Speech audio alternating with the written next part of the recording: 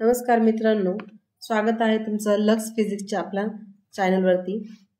आपण आपली जी lecture series चालू आहे त्याचं पहिलं लेक्चर ऑलरेडी झालेलं आहे। तर त्या लेक्चरमध्ये आपण शिकलो होतो की फंडामेंटल क्वांटिटीज काय आहेत, त्याचे युनिट काय आहेत, त्याचे सिम्बॉल काय आहेत, या सगळ्या गोष्टी आपण ऑलरेडी शिकलेलो आहोत। तर आज जो दुसरं लेक्चर जे आहे त्यामध्ये आपण डिराइव्ड युनिट्स काय आहेत हे शिकणार आहोत आणि त्यासोबत त्याचे काही एक्झाम्पल्स पण। ठीक आहे, तर डिराइव्ड युनिट्स म्हणजे काय असतात की असे युनिट्स जे की त्यांच्या मेजरमेंटसाठी किंवा क्वालिटेटिव्ह क्वांटिटेटिव्ह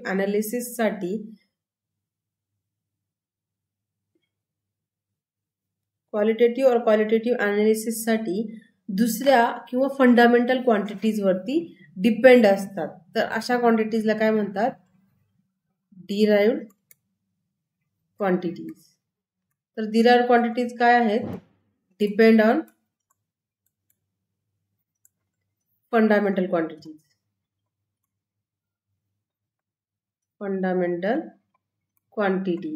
ठीक आहे, आणि डिराइव्ड युनिट्स म्हणजे असे युनिट्स की जे फंडामेंटल युनिट्स वरती डिपेंडेंट आहे। इतकं सोपं आहे। ठीक आहे,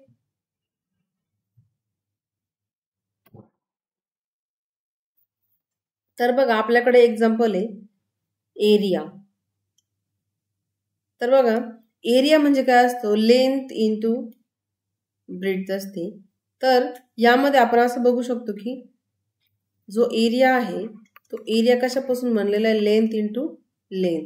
आता लेंथ काय झाली तुमची? फंडामेंटल क्वांटिटी झाली आणि ही लेंथ पण काय झाली तुमची?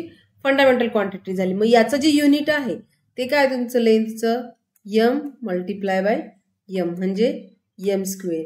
म्हणजे हा जो एरिया आहे ही काय झाली तुमची? डिराइव्ड क्वांटिटी झाली।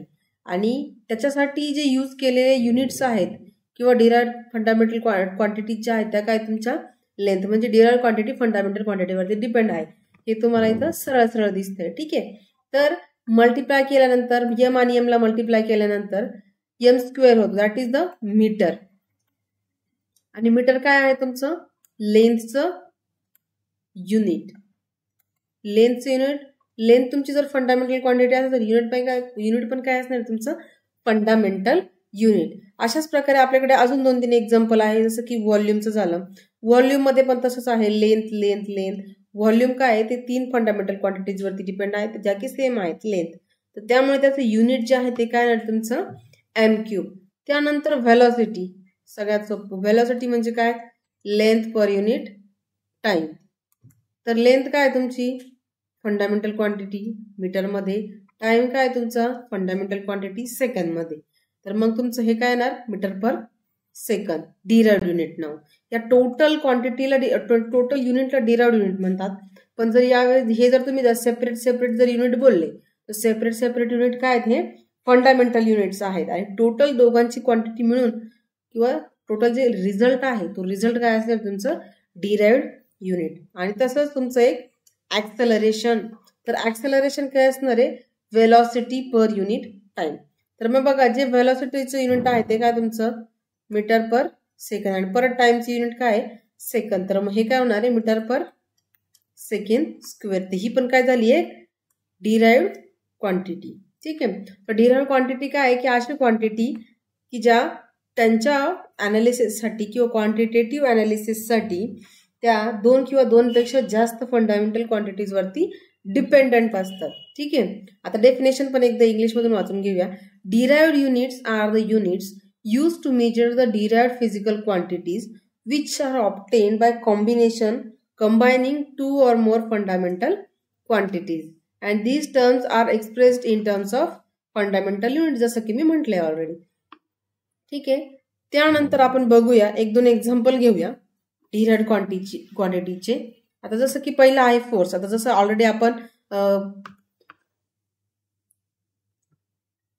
ऑलरेडी आपण इथे एक्झाम्पल घेतलेलेच आहेत, पण तरी थोडेसे मोर डिफिकल्ट एक्झाम्पल घेऊया जेणेकरून तुम्हाला थोडं अजून जास्त समजेल। त्याच्यापैकी मी 2 एक्झाम्पल घेणार आहे, बाकीचे उरलेले 3 तुम्ही प्रॅक्टिस करायचे। ठीक आहे, तर पहिलं जे एक्झाम्पल आहे ते काय तुमचं? फोर्सचं एक्झाम्पल आहे। फोर्सचा फॉर्म्युला काय? Force is equal to mass into acceleration. आता बघा मास काय तुमचं? मास आपण केजी मध्ये घेऊया किंवा ग्राम मध्ये घेऊया, कारण सीजीएस SI सिस्टम आहे ना, SI सिस्टम मध्ये ग्राम वापरतात. ठीक आहे. आणि ऍक्सेलरेशन, आता ऍक्सेलरेशन काय तुमचं, व्हेलॉसिटी पर युनिट टाइम. याचं ऑलरेडी आपण बघितलेलं आहे, काय मीटर पर सेकंड स्क्वेअर, समजतंय ना.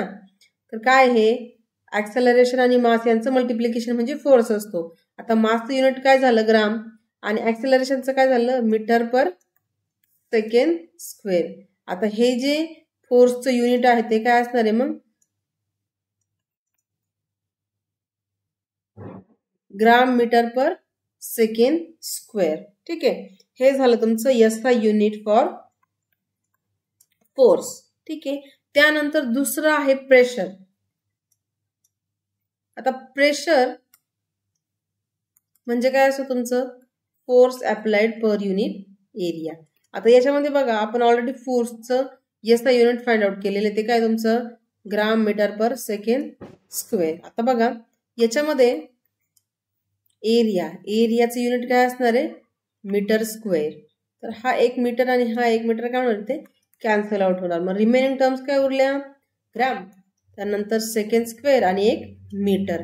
तर हे काय झालं तुमचं फोर्सचं युनिट, SI युनिट. ठीक आहे.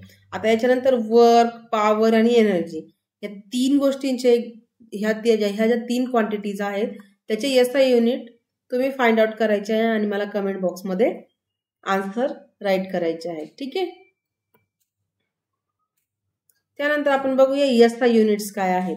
तर SI युनिट काय आहे की मेजरमेंटसाठी युनिव्हर्सली अंडरस्टूड अँड कम्पॅरेबल जे युनिट्स असतात, म्हणजे जे असे युनिट की जे पूर्ण वर्ल्ड वाईड एक्सेप्ट केलेले आहेत,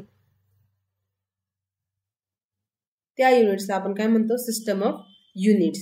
आता याच्यामध्ये काय आहे, काही सेट आहेत, म्हणजे की एरिया वाईज कोणत्या कोणत्या सिस्टम यूज केल्या जातात.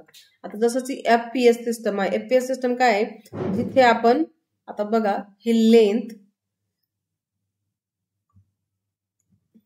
मास अँड टाइम हे 3ही त्यांच्या क्वांटिटीज आहेत.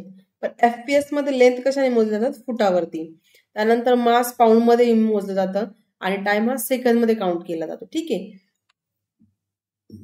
त्यानंतर CGS सिस्टम मध्ये लेंथ ही सेंटीमीटर मध्ये, ग्राम मध्ये मास आणि सेकंड मध्ये टाइम मोजला जातो. त्यानंतर MKS सिस्टम मध्ये मीटर, किलोग्राम आणि सेकंड अशा पद्धतीने आहे.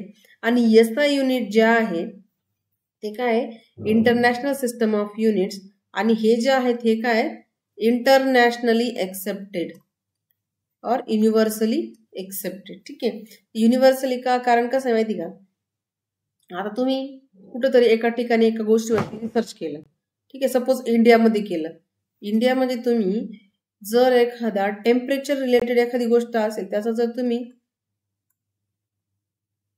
स्टडी केला असेल, किंवा वजन असेल, एनर्जी मास A = mc², आइन्स्टाईनचं इक्वेशन आहे, सपोज त्याच्यावरती कोणी स्टडी केला असेल, तर त्याच्यामध्ये मास बद्दल जर कोणाचं काही स्टेटमेंट असेल, ठीक आहे, आणि तोच स्टडी एका दुसऱ्या कंट्रीमध्ये चालू आहे, जो की आहे UK म्हणा किंवा अजून दुसरं काही एखादी कंट्री असेल, तर पण सेम रिसर्च चालू आहे. ठीक आहे. तर इथं जर सपोज इंडियावाल्यांनी जर त्यांच्या मनाने त्यांचे युनिट वापरले आणि UK वाल्यांनी जर त्यांच्या मनाने जर काही युनिट वापरले, तर तुम्ही ह्या 2 सेम रिसर्च असलेल्या लोकांचं कंपॅरिझन कसं करणार. त्यामुळे युनिव्हर्सली एक्सेप्टेड जी एक युनिट आहे, SI युनिट, हे काढण्यात आलेलं आहे. ठीक आहे. तर याच्यात कसं आहे की तुमचं जे पण रिसर्च असेल किंवा जे काही असू द्या, ते सगळं तुम्हाला एक कंपॅरिझनसाठी एक सिस्टम ऑफ युनिट्स दिलेला आहे किंवा इंटरनॅशनल सिस्टम ऑफ युनिट दिलेला आहे. हा त्याचा एक फायदा आहे. ठीक आहे. आता सिस्टम ऑफ युनिट्स मध्ये तुम्ही हे तर शिकलात. आता SI युनिट त्याच्यात स्पेसिफिक आपण बघूयात. तर SI युनिट काय आहे, तर SI युनिट हे असे युनिट आहेत की जे युनिव्हर्सली एक्सेप्टेड आणि सायंटिफिक आणि टेक्निकल मेजरमेंटसाठी यूज केले जातात. सायंटिफिक आणि टेक्निकल मेजरमेंट, जसं की मी आधीच बोललेली आहे की कोणते युनिट कशासाठी आणि का. तर जे FPS, MKS आणि CGS जे युनिट आहेत ते मे बी व्हॅरी होऊ शकतात. एका लोकेशननुसार ते जे युनिट्स आहेत ते व्हॅरी होऊ शकतात. बट जे SI युनिट आहे ते युनिव्हर्सली एक्सेप्टेड आहे आणि ते म्हणजे तुम्ही रिसर्च इथे करा, दुसरीकडे करा किंवा तुम्ही तुमचा रिझल्ट दुसरीकडे जरी पाठवत असाल तर त्यावेळेस पण SI युनिटचाच रिझल्ट तुमचा एक्सेप्ट केला जाणार आहे as a scientifically and technical मेजरमेंटमध्ये. ठीक आहे. तर त्याच्यात फंडामेंटल ज्या क्वांटिटीज आहेत 7 त्या महत्वाच्या, त्या इम्पॉर्टंट आहेत. ठीक आहे. तर लेंथ झालं, mass, time, electric current, temperature, amount of substance and luminous intensity, हे त्याचे युनिट्स आहेत. फार तर तुम्ही एक स्क्रीनशॉट काढून घ्या जेणेकरून तुम्हाला या 7 फंडामेंटल क्वांटिटीज बद्दल म्हणजे त्याचं नाव, त्याचं युनिट काय आहे आणि त्याला सिम्बॉलाइज कसं केलं जातं हे तुम्ही लिहू शकता. ठीक आहे. आता सगळ्यात महत्वाचं एक अशी कन्सेप्ट आहे की जी कन्सेप्ट म्हणजे सप्लिमेंटरी क्वांटिटीज. आता ह्या क्वांटिटीज अशा आहेत की त्या ना SI युनिटमध्ये आहेत ना फंडामेंटल युनिट्समध्ये आहेत आणि ना डिराइव्ड युनिट्समध्ये आहेत किंवा त्या क्वांटिटीज फंडामेंटल आणि डिराइव्ड क्वांटिटीजमध्ये बसत नाहीत, पण तरीही त्या आहेत म्हणजे सप्लिमेंटरी क्वांटिटीज ह्या आहेत. आणि त्या का आहेत याचं पण एक महत्वाचं कारण की ज्यावेळेस तुम्ही जॉमेट्रीचा स्टडी करतात तर त्यावेळेस या सप्लिमेंटरी क्वांटिटीज इम्पॉर्टंट आहेत. ठीक आहे. तर त्या सप्लिमेंटरी क्वांटिटीचं एसेन्शियल म्हणजे इम्पॉर्टन्स काय आहे तर ते कुठे यूज केले जातात, प्युअरली जॉमेट्रिकल जे अँगल्स आहेत तिथं सप्लिमेंटरी क्वांटिटीजचा स्टडी केला जातो. आता याच्यामध्ये 2 आहेत, एक तर प्लेन अँगल आहे, ही एक सप्लिमेंटरी क्वांटिटी आहे आणि दुसरी आहे ती म्हणजे सॉलिड अँगल, प्लेन अँगल आणि सॉलिड अँगल. आता आपण याच्याबद्दल थोडं डिटेलमध्ये बघूया. प्लेन अँगल आणि सॉलिड अँगल काय असतात. हे काय झाले त्याचे सप्लिमेंटरी क्वांटिटीचे टाईप. जसं की आपण फंडामेंटलमध्ये 7 बघितले. आता डिराइव्ड मध्ये तर अनलिमिटेड आहे, तो काही विषयच नाही. सप्लिमेंटरीमध्ये 2 क्वांटिटीज आहेत. तर पहिली बघूया आपण फेज अँगल. तर फेज अँगल हे काय आहे की ज्या वेळेस 2 कोणत्या तरी लाईन असतात ज्या इंटरसेक्ट झालेल्या असतात एकमेकांना. इथे बघा, आता सपोज ही एक लाईन आहे ही एक लाईन आहे, ह्या 2 लाईन एकमेकांना इंटरसेक्ट झालेल्या विथ सम अँगल, आपण त्याला काय करूया आर्क काढून घेऊया. ठीक आहे. तर बघा हा काय झाला तुमचा लेंथ ऑफ आर्क, ही काय झाली तुमची रेडियस आणि हा झाला तुमचा अँगल. ठीक आहे. तर बघा जे असं जे रिप्रेझेंटेशन आहे त्या रिप्रेझेंटेशन मध्ये 2 जे इंटरसेक्ट झालेल्या लाईन आहे त्यामधला जो अँगल आहे तो काय असणार तुमचा प्लेन अँगल. ठीक आहे. आता बघा हा फॉर्म्युला पण आहे त्याच्यासाठी. अँगल जर तुम्हाला फाइंड आउट करायचा असेल तुम्हाला लेंथ ऑफ आर्क माहित पाहिजे आणि रेडियस, या 2 गोष्टी माहिती पाहिजे. आता त्याचं जे युनिट आहे ते काय तुमचं रॅडियन. ठीक आहे. हे लक्षात ठेवा या गोष्टी.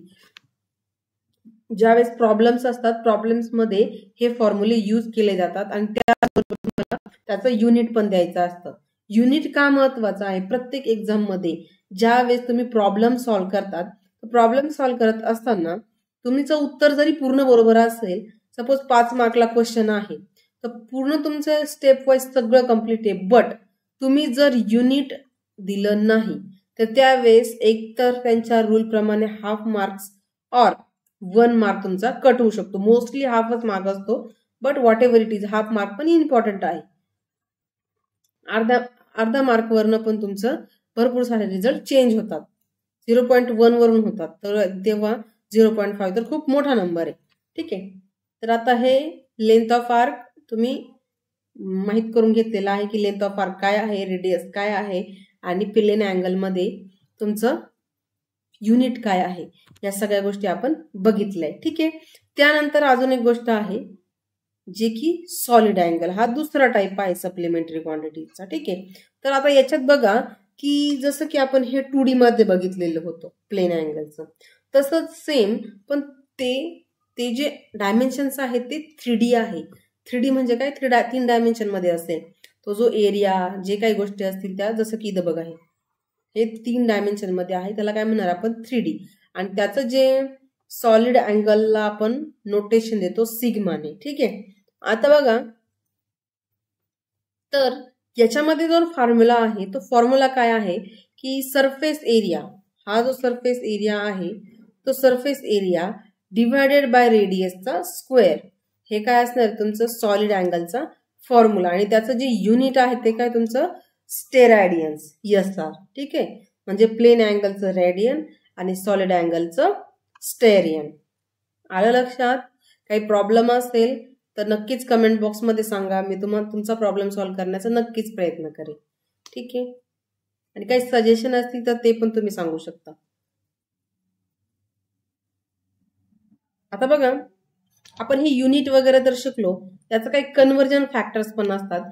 तर कन्व्हर्जन फॅक्टर शिकण्याआधी आपल्याला एक गोष्ट माहिती की जर फिजिकल क्वांटिटी जर असेल तर त्या फिजिकल क्वांटिटीमध्ये दोन गोष्टी असतात. एक तर तुमची न्यूमेरिकल व्हॅल्यू असते, ठीक आहे, आणि एक काय असतं तुमचं युनिट असतं. त्याला आपण कसं रिप्रेझेंट करणार? Physical quantity is equal to n multiply by U. U is unit आणि n इज द नंबर. जसं की आता सपोज 1 kg जर तुम्ही बोलले तर 1 kg काय असतं? 1 काय असेल तुमचं न्यूमेरिकल व्हॅल्यू आणि युनिट काय असेल तुमचं kg. अशा वेने. ठीक आहे, आता बघा, ही जी फिजिकल क्वांटिटी n जी आहे न्यूमेरिकल व्हॅल्यू ती इनव्हर्सली प्रॉपोर्शनल टू युनिट आहे.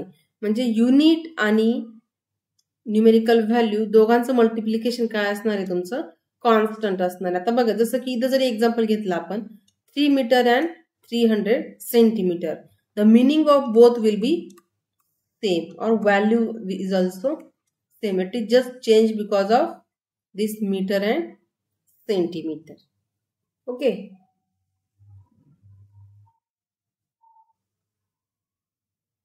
तर याच्यावरून आपण म्हणू शकतो की सपोज तुमची जर n ची व्हॅल्यू जर इन्क्रीज होत असेल, n ची व्हॅल्यू जर इन्क्रीज होत असेल त्यावेळेस तुमची u ची व्हॅल्यू काय असणार आहे? कमी असणार आहे.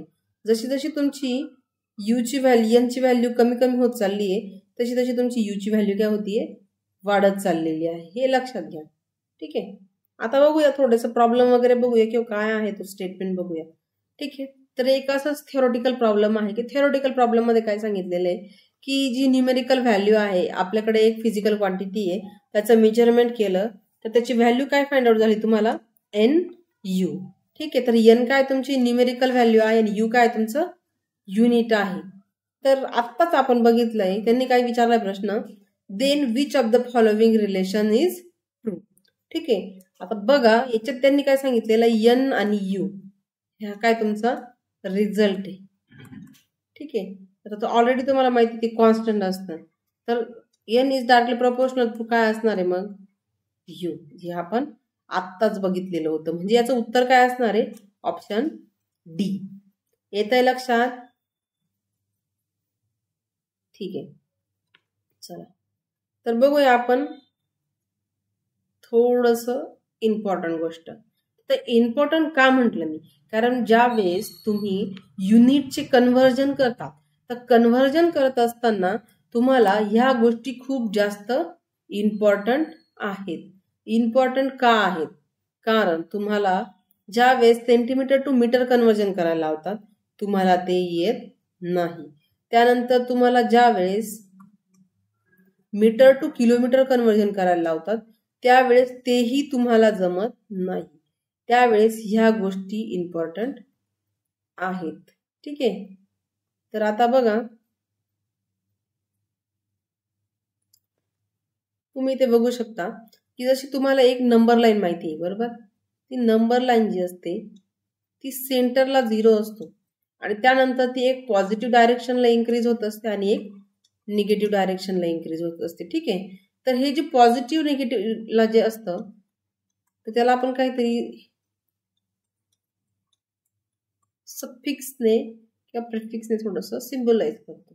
तर बघा, 0 पासून जर पॉझिटिव्हला जात असेल 10च्या मल्टिप्लिकेशन मध्ये, तर बघा पहिलं असतं काय मग 0 नंतर 10⁻1, 10⁻2, 10⁻3, 10⁻6, 10⁻9 अशा पद्धतीने 10⁻12 आणि तसंच निगेटिव्ह डायरेक्शनला 10⁻−1, 10⁻−2, 10⁻−3 and 10⁻6, 10⁻−9, 10⁻12 लाईकवाईज. तर हे जे आहे ते आपण इथे प्रेफिक्स मध्ये शिकत आहोत. आणि त्याचं इम्पॉर्टन्स तर मी ऑलरेडी सांगितलेलं आहे. ज्यावेळेस तुम्ही कन्व्हर्जन फॅक्टर्स यूज करतात त्यावेळेस तुम्हाला ह्या गोष्टींची गरज पडते. तर बघा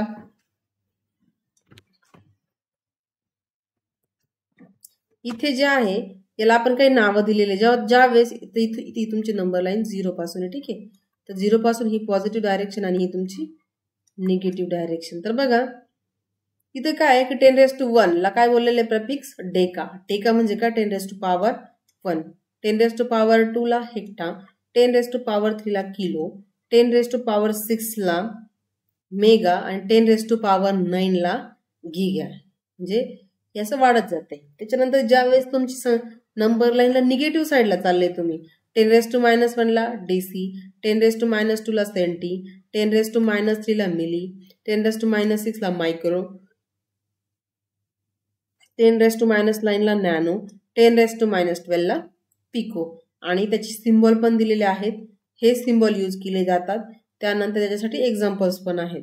आता याच्यात काय करणार तुम्ही, एक तर स्क्रीनशॉट काढून घेणार किंवा लिहून घेणार. लिहून घेण्यापेक्षा स्क्रीनशॉट जरा सोपा जाणार आहे, तर तुम्ही एक स्क्रीनशॉट काढून घ्यायचं. ठीक आहे, आता यानंतर आपण 1-2 प्रॉब्लेम बघूया.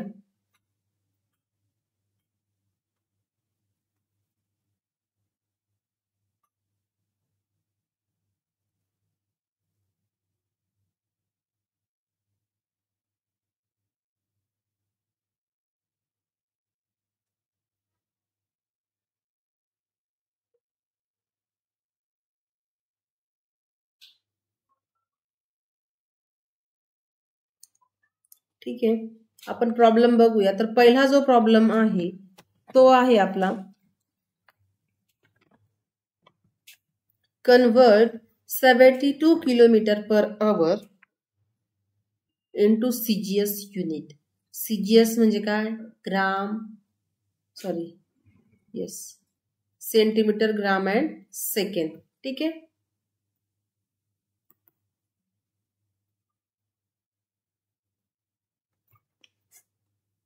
$72 km/h.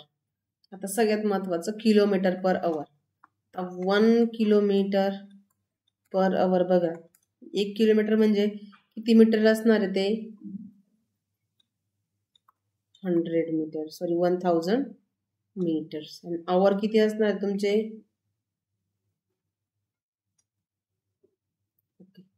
मी परत एक्सप्लेन करते. आवर्स काय असेल तुमचे 60 मिनिट आणि 60 सेकंड्स. ठीक आहे, तर हे जे कॅल्क्युलेशन येणार ते काय असणार आहे 1000 divided by 3600 metre per second. ठीक आहे, तर बघा cancellation will be there.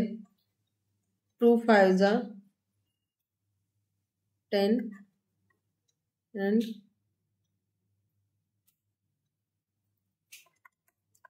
5/18 metre per second. ठीक आहे, आता आपल्याला पाहिजे काय आहे सेंटीमीटर, त्यानंतर ग्राम आणि सेकंद. आता याच्यात आपल्याला कन्वर्जन अजून हे करायचं बाकी, पण आपण प्रॉब्लेम बघूया आधी. तर आपल्याला काय सांगितलेलं आहे 72 km/h. ठीक आहे, आता याच्यात जो 1 किलोमीटर आहे, जे km/h आहे, आपण त्याचं ऑलरेडी कन्वर्जन केलेलं आहे. तर काय ते 72 multiply by 5/18 metre per second. 18 1 जा 18, 18 4 जा 72. So 4 into 5 that is 20 meter per second. This is now our solution. But here again तुमचा मीटर बाकी आहे. तुम्हाला मीटरचं सेंटीमीटर मध्ये कन्वर्जन करायचं आहे.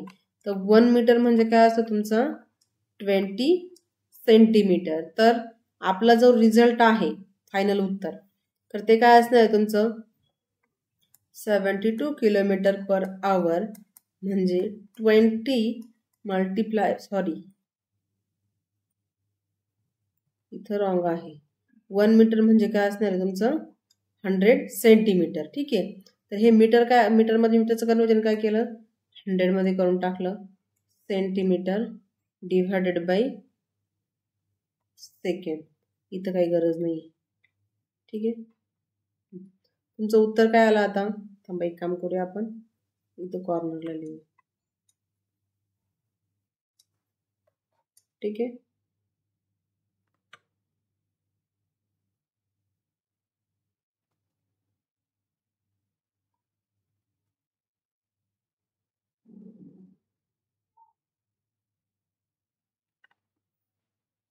उत्तर काय असणार आहे तुमचं?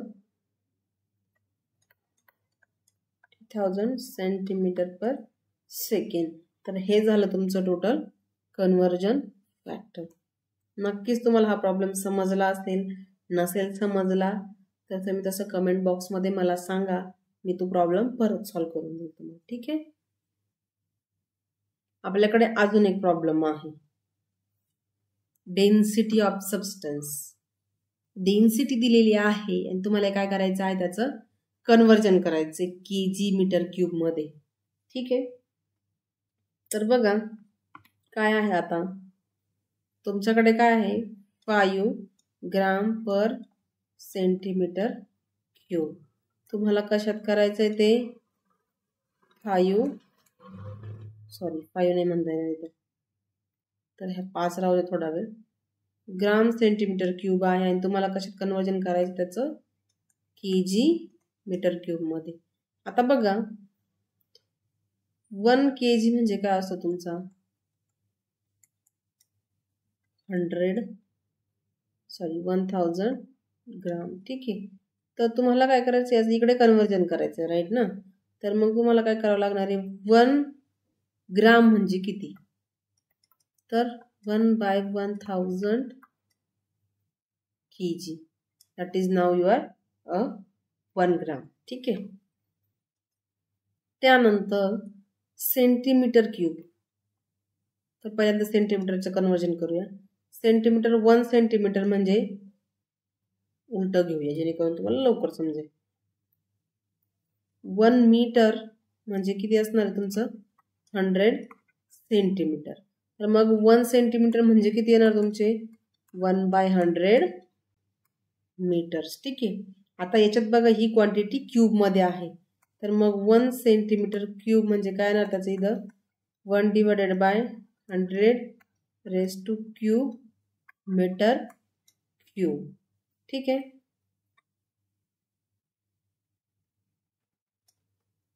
तर बघा आता हे जे 1 सेंटीमीटर क्यूब आहे याला कन्वर्ट करून घेऊया. 1 सेंटीमीटर क्यूब, आता हे काय आहे 100 10⁻², 1/10⁻² आणि त्याची अगेन पॉवर मीटर क्यूब म्हणजे 10⁻1/10⁻6 मीटर क्यूब. ठीक आहे, आता आपलं क्वेश्चन कुठे आहे इथे, तर काय करणार 6 आहे. तर बघा 5 gram per centimetre cube is equal to, तर 1 ग्रामची व्हॅल्यू काय आपल्याकडे 1/1000 आणि हे KG divided by 10⁻6 metre cube. आता हा काय 10⁻³ आणि 5 divided by 10⁻6 into 10⁻³ KG metre cube. तर बघा याचं फायनल आन्सर काय येणार आहे 5 इंटू 10⁻³ आणि 10⁻6 किती झाले 10⁻9 आणि त्याला जर आपण वरती लिहिलं डिनॉमिनेटरला न्यूमरेटरला जर लिहिलं ते पॉवर काय होते इथे निगेटिव्ह, मग ती पॉवर काय ना 10⁻⁹ केजी मीटर क्यूब. तर हे काय झालं तुमचं 5 ग्राम पर सेंटीमीटर क्यूबचं कन्वर्जन झालं. ठीक आहे, आय होप तुम्हाला ही गोष्ट हा प्रॉब्लेम समजलाच असेल. आणि हा जो एक प्रॉब्लेम आहे आता बघा काय ऍक्सेलरेशन ड्यू टू ग्रॅव्हिटी, हे काय centimetre per second square. What will be the it's value if unit of the length is kilometre and time is in minute. तर तुम्हाला काय करायचं आता हे कन्व्हर्जन करायचं आहे मिनिटमध्ये. म्हणजे कसं,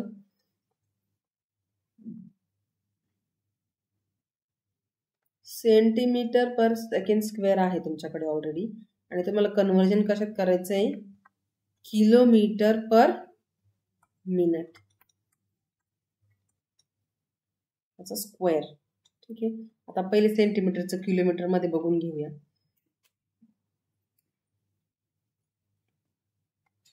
1 kilometre means 1000 meter. 1 meter is equal to 100 centimeters. So 1 centimeter is equal to 1 by 100 meter, and that will be multiplied it here. So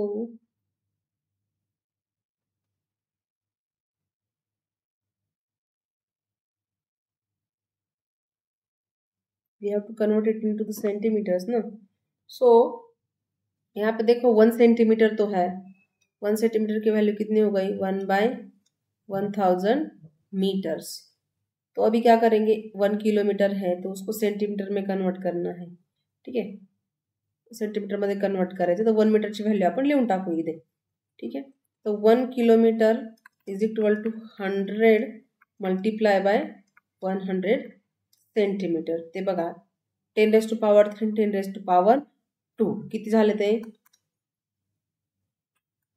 10⁻³ multiply by 10⁻² centimetre, that is 1 kilometre. 10⁵. ठीक आहे, तर 1 किलोमीटर किती झालं तुमचं, 10⁵ सेंटीमीटर. आता किलोमीटरचं तर झालं सेंटीमीटरमध्ये, सॉरी किलोमीटरचं सेंटीमीटरमध्ये कन्वर्जन केलं, पण आपल्याला लिहायचं काय, 1 सेंटीमीटर लिहायचं, तर ते काय होणार आहे 10⁻⁵ किलोमीटर्स. ठीक आहे, आणि दुसरी गोष्ट सेकंड, तर आता 1 मिनिट म्हणजे किती, 60 seconds. So 1 second is equal to 1 by 60 minutes. पहिल्यांदा काय करायचं, सगळं कन्वर्जन फॅक्टर सेपरेट लिहून घ्या, जेणेकरून तुम्हाला प्रॉब्लेम मध्ये लिहिताना प्रॉब्लेम नाही येणार. ठीक आहे, तर आता बघा इथे आपल्याला ही एक व्हॅल्यू भेटली आणि ही एक व्हॅल्यू भेटलेली. आता एक लिहून घेऊया, 1 सेकंडचा स्क्वेअर दॅट इज 60 त्याचा स्क्वेअर आणि मिनिट स्क्वेअर. ठीक आहे, तर आता आपला प्रॉब्लेम घेऊया. 980 centimetre per second square is equal to